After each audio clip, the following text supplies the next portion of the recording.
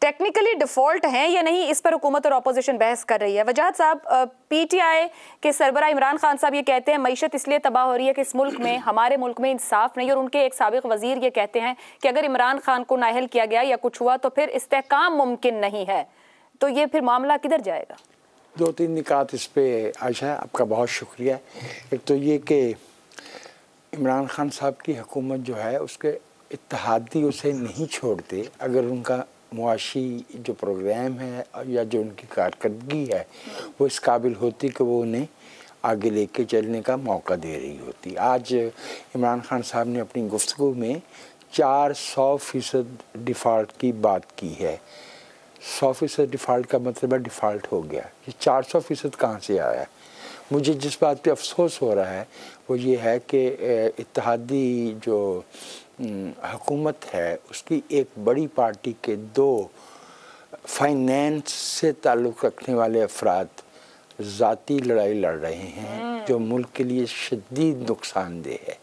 I would say कि बहुत बड़ी ज़िम्मेदारी आयद होती है मियां नवाज शरीफ साहब पे और शहबाज शरीफ साहब पे कि वो इसहाक डार और मिफ्ता इस्माइल साहब की जो आपस में ये तूतकार हो रही है, this is not good for the country. बिल्कुल सही फरमा रहे हैं हमारे दोस्त शहजाद चौधरी साहब कि भाई अगर मुल्क के अंदर एतमाद और ट्रस्ट और कॉन्फिडेंस नहीं होगा तो बाहर वाला कैसे आएगा।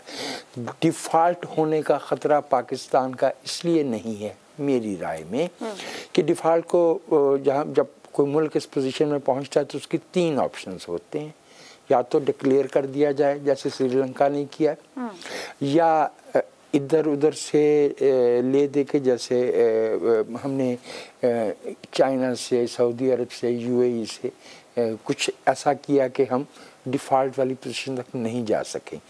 और तीसरा होता है अपने कुछ एसेट्स जो है वो रख दिए जाते हैं, बेच दिए जाते हैं, जो कि मैं नहीं समझता कि सही बात है। एक जुमले पे मुझे भाई शहजाद की उस पर इख्तलाफी नोट देना है जी।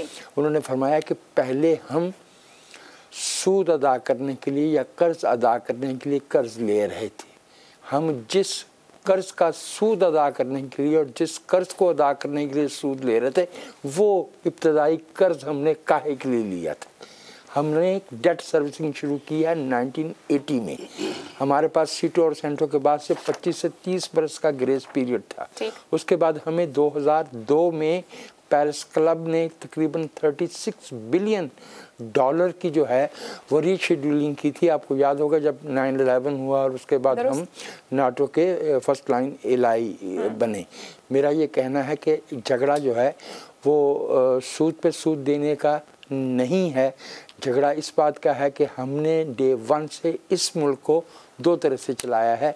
एक, हमने इसकी लोकेशन को ट्रांजिट की बजाय एम्बुश में तब्दील किया है, और दूसरा हमने पाकिस्तान को एक वेलफेयर स्टेट और एक एक्सपोर्ट ओरिएंटेड स्टेट और एक प्रोडक्शन बेस्ड मईशत की बजाय जो है वो सिक्योरिटी स्टेट में बदला है, उसको क्लाइंट स्टेट में बदला है, उसको रेंटियर मईशत में बदला है। ये वो बुनियादी बातें हैं जिन पे हमें फिर से गौर करने की ज़रूरत है। मैं वज़ीर-ए-आज़म साहब की आज की जो हंगामी मीटिंग थी उसको महज अश्कशोई समझता हूँ, आई वाश समझता हूँ। ठीक है, तो क्यों ये कह रहा है कि हम बाय डिफ़ॉल्ट ही अपना स्ट्रेटेजी, अपना रुख सही ना रख सके?